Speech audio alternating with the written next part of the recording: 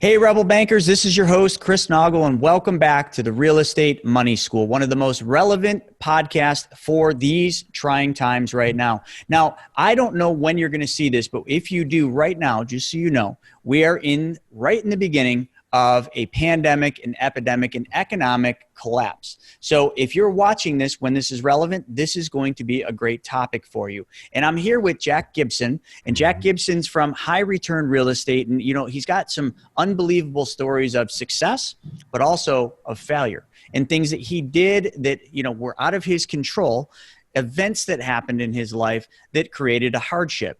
Does that sound familiar? Well, it should. But before we get into Jack's story and his business, I want to talk a little bit about you guys for a second. I want to talk about your journey to becoming a rebel banker. And this is so important, especially now. The number one thing you need to be doing now more than ever, it's great to get knowledge. It's great to take podcasts, listen to them, and get ideas. But without applying that knowledge, it's completely useless. You need to start applying knowledge and learning and taking that knowledge and actually making a difference in your life and in the people you care about's lives. So one of the things you can start with is my brand new book, Mapping Out the Millionaire Mystery. We just launched. It's finally out. I know a lot of people have been waiting for this book, so there it is. If you guys haven't read it, grab a copy of that. And then the book that I wrote over a year ago, The Private Money Guide, might just become useful for you because this is going to show you where all the money is for all of the real estate deals that you're looking to buy. And that money just went on sale. So on your journey to becoming a rebel banker, you guys got to get out there and take action, read some books, and take some action. So let's jump into this. Jack, thanks for joining me on the show. Yeah, Chris, thanks so much for having me. I'm excited to share. Absolutely welcome. Well, let's just jump right into your story. Let's talk about your business right now. So what do you guys do? So I have two companies. I got started in business back when I was 19 and in a MLM, multi-level marketing nutrition company, and built that up to now we're doing 10 plus million in sales annual revenue. So that one's your business with the MLM is doing that much? No, mine does. Yeah, my distributorship does that much. I had to do it. I mean, that's just pretty impressive for an MLM, because when people hear about MLMs, normally they're thinking that's usually what they're thinking about. Right. But, the fact that you've had that success, I didn't mean to cut you off, but people need to know how successful and how crazy that is. Yeah, that's been incredible business. We've been very blessed. We've worked it very hard, but it's 2 decades now. And, it's interesting like that. It hasn't, and I keep waiting every day, right? But so far throughout the pandemic, it hasn't dropped. It hasn't affected that business at all. Wow. So that's, obviously everybody listening is like, okay, so good for you. Well, the real estate side, now that's been, that's a whole different story of how we're getting affected. So, so about 4 years ago, I was in the stock market and my stocks took a pretty big hit. I was in oil and natural gas company, and probably got too heavy into that. And then another stock I had got shorted, had the largest financial attack in American business history. So those two events kind of happened right around the same time. So both stocks dropped, like a rock. And that's when I said, I'm not going to live this way for the rest of my life. I'm not going to just invest in all my hard-earned, profits and savings into the stock market, of which then I have no control over what happens. So I exited the stock market and just said, I need to learn real estate. I don't understand it. So I just started diving into podcasts every morning at the gym for an hour. I would listen to a real estate podcast and read books, and just started to try to, figure out what was going to be my strategy and what would make sense for me. So I kept hearing about turnkey real estate. And for me at that time, that made a lot of sense because I was still very active and busy, 2 young children, busy in the other nutrition company. So I thought, well, man, I don't have the skill set to go out and acquire, rehab a property, place tenants, all of that to get a performing property. Let me buy something where somebody else does all that heavy lifting. So I started buying up turnkey properties, cash flowing in Indianapolis, and started getting incredible returns. I started referring friends, family, coworkers, neighbors, Facebook friends, and I referred $5 million in cash sale business within first like 10 months. And I was getting referral credits at first, and then I started getting some commissions. And then I realized, you know what, there's a very viable opportunity here. So that's when I recruited my business partner, Shecky. He was my digital marketing coach in the nutrition business. And then he had the skill sets that I didn't have, mainly digital marketing. And so we started building up the company, and that was, so it's been almost 4 years, a little over 4 years. And we, unfortunately, for a very young company, we had a major disaster. Our original partner turned out to be a complete fraud. He's actually got arrested by the FBI maybe 4 or 5 months ago. And he didn't, So we trusted him too much.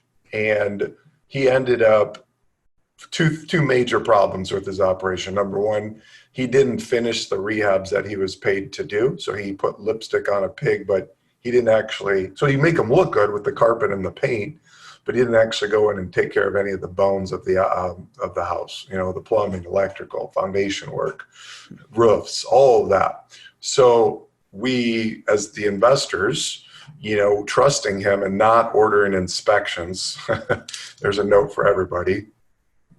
Always order a third-party inspection. Inspections, always double check and double check again. Trust but verify.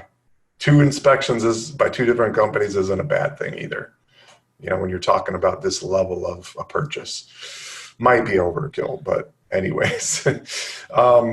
So we ended up, and then he was placing, he was not placing tenants, but he was paying out rents. So essentially you take the rehab funds, let's say you got 30,000 in rehab, he'd do maybe, 5 or 10 of it, the carpet and the paint, make it look good. And then you take a chunk of the rest, pay out the fake rent. And then, so investor thinks everything's fine and dandy, right? You're getting a cash flow check. It's got to be, everything's good. And he'd do that for a period of time. And then, that whole gravy train stopped. And then everybody realized once the train stopped, that what they really had, and which was a property that needed 30 to 40,000 or more worth of work. So we had to go back in, not only fix up our own properties that we had either bought for ourselves or bought in inventory to resell, but then we had to try to figure out how to mitigate the damages to our investors. So we've spent the last 30 months solving that problem and getting their properties rehabbed for them. I took a lot of cash out of my own pocket and put it into other people's properties to fix them up. And I took all my profits, everything I ever made off all the sales to every investor. I put all of it back into helping the investors to get their, try to mitigate their losses. Let me make a comment on that. We just did a training for Money School TV about that exact thing. And, any good investor, any good real estate investor that's dealing with other people's money needs to understand that what you just said you did is one of the most important things. I've had to do it. I've lost money on properties and I didn't have the money to pay the investors off, but I reached into my pocket and I made them whole. And even when they said, how's this going to affect me? You guys lost, what's it going to mean? And I always said, it doesn't affect you. I made a promise to you. I made a commitment to you that this is what you were going to get. Not only was I going to give you a return on your capital, I was going to return your principal. Those were the agreements, and that's what I'm living up to. And the fact that you did that shows incredible ethics and credibility. So that's another point to take. If you're ever going to deal with other people's money, if you're ever going to kind of use private money and start building a network of private investors, you better understand how serious it is to use other people's money. And if you use it, you better be ready for an exit strategy or a plan B and C if something goes wrong like this, because they don't care that your partner ran off with the money. They just want their money back and the returns. Well, it was maybe a little different than yours because they were actually buying the deeds to the properties, so they own the properties themselves. Versus I do have a private money investor as well that I'm committed no matter what to giving him his principal and interest that we agreed upon.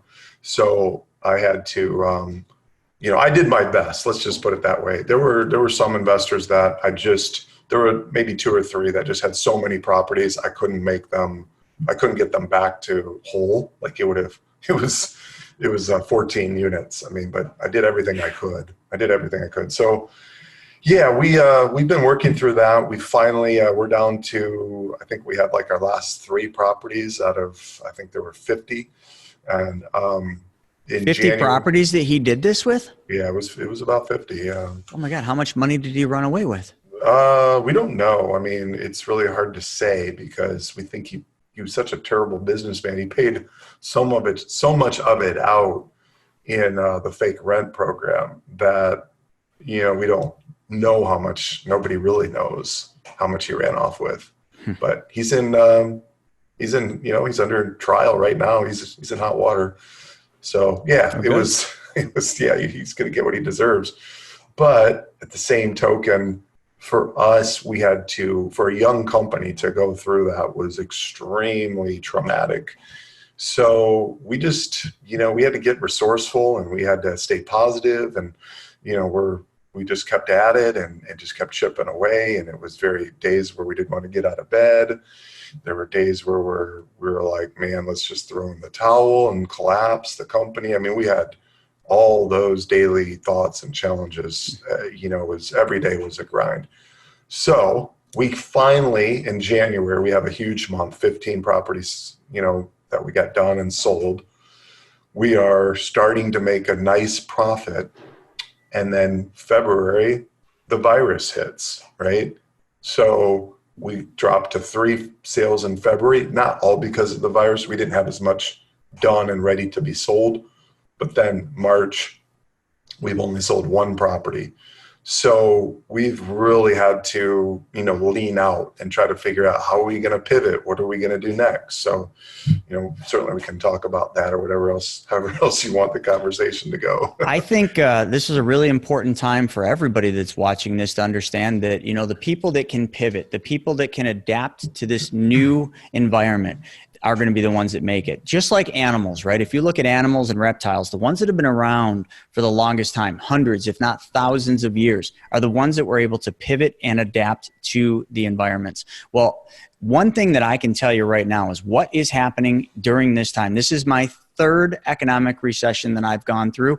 Now, the 2 other ones I went through either as an entrepreneur or as an entrepreneur and a financial advisor. And what I can tell you is this isn't that much different than the other ones, with the exception of what caused it. The economic fallout that you're seeing here, this has happened before. And it's going to continue to happen throughout our lives. This is just a normal cycle. But everybody is so caught up in this because of the media and the fear that it's driving mass hysteria. Yeah. And the biggest thing I can tell people is this too shall end, but you need to be able to pivot. Because I'll tell you, after this, life will never go back to the way that it was. And what do I mean by that? I mean, during this, there is a whole wave of digital businesses being created right now, right under your nose. Opportunities for companies that don't even exist are being created today. And those opportunities might be the next Ubers, because if you remember, Uber was created back in 2009. And in 2009, I'm sure Uber went around raising capital for this new venture and asked a lot of the people that they knew, do you want to, take advantage of this? Do you want to be a partner? Do you want to invest in our company? And everybody's like, no, it's scary times. I don't know what to do. What opportunity did they give up, right? Right. Well, what opportunities are people going to give up today? These are hard times. You just heard Jack's numbers. 15 in January, 3 in February, 1 in March. We have to adapt. We have to pivot. We have to find other ways to do it. And just like Jack is doing right now, he's pivoting. So Jack, during this entire thing, what would you say is the number one external obstacle that you've learned in the last 4 years through everything you've gone through? External obstacle? Yes. And so, look, I mean, I'm okay with obstacles because here's what I know. If it doesn't kill you, it makes you stronger. So we learned so much from, that whole, ordeal with our fallout with the prior partner. It made us a lot stronger, right? And so we're looking at this challenge that we're up against now with the pandemic. It's like, look, we survived this crisis of epic proportions. Like that would have taken 99% of other companies down, I think. And we got resourceful and we figured it out.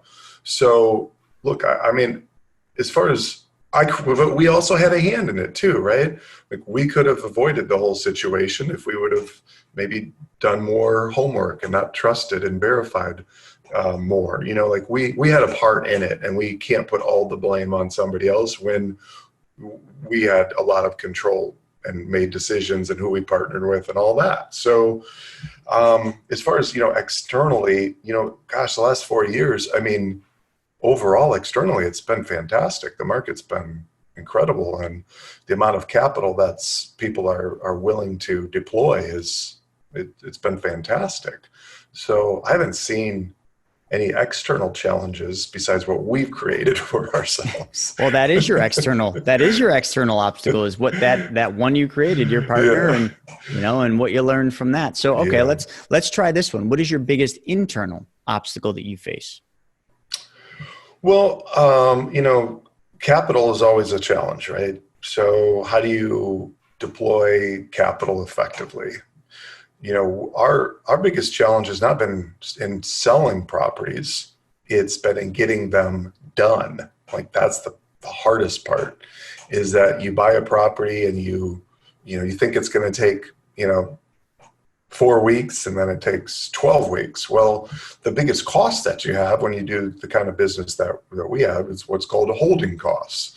So that's your cost of your interest that you have to pay to a private money investor or to the bank, or that's opportunity cost that you could have that money deployed somewhere else that was making money, but you didn't. So now you lost out on that interest that you would have had if you would have deployed it, right?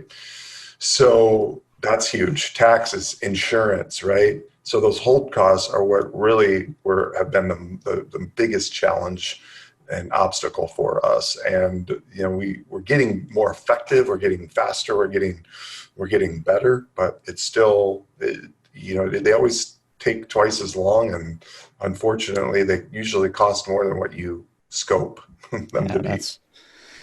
Yeah, there's a lot of lessons. And, everybody that's watching this, I mean, in life, we're going to face a lot more obstacles. And right now we are in an obstacle, or are we in an opportunity? You have to decide, is this an obstacle or is this an opportunity? Because it could be either one. Your answer is never wrong. It's just your answer. And it will determine the rest of your life and the rest of your future. So you almost have to draw a line in the sand to decide, am I going to lay down and let this obstacle take me down? Which many, many people will do, because there's too many people out there with their hands out waiting for someone to fix this for them. Sure. And then there's the people that see it as an opportunity, like you, like myself, like so many other people. That opportunity allows us to rise up, allows us to blaze forward and take market share when everybody else is lying down waiting for a handout. So what side are you guys going to be on? You guys are my rebel bankers, and you guys need to take action now more than ever before. So the one thing that I'm going to start doing on every one of these podcasts, because you need this and you need help, is I'm going to be telling you, you need to join the movement.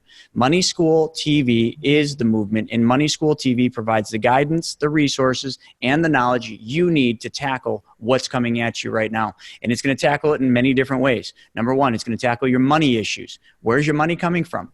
Where's the money coming for your deals? What are you doing with your current capital to preserve and protect it and deploy it in the best opportunities? It's going to cover real estate. What should you be doing with your strategy? How should you be pivoting? What are the tactics you need to change in your real estate business to be ready for what's coming? And then legacy. We're going to be doing things right now that are going to transition into the rest of our lives. So it's very important you make the right decisions, and the decisions you make today will determine